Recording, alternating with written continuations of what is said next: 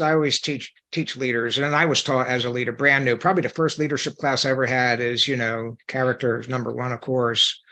But you have to be yourself. You have to be yourself always, because nobody can act 24 hours a day. And so a great compliment would be that someone knew you or me in our private lives and said, you're the same here as you are at work. Right.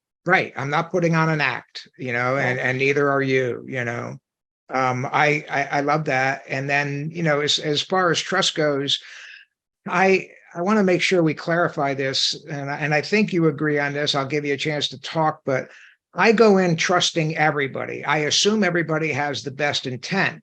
As an experienced leader, I also do not assume that everybody has the same level of competence or training or sense of urgency. So I trust you, but initially when I get to know you, I'm going to supervise you pretty closely.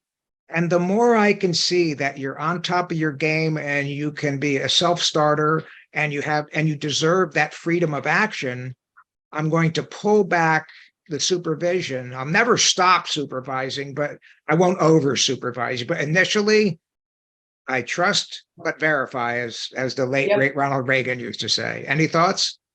I completely agree. I take out a bit of an insurance policy on new leaders or new people, in that I'm monitoring the work and I'm staying close to it. I'm not micromanaging it, but I am close enough to know if we're on track or not.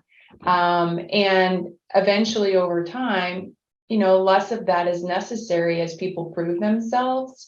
But I think that couples with this culture of we do what we say we're going to do, et cetera, like that all comes together so that trust chain builds, I think, faster in a culture where there's high accountability and high expectations.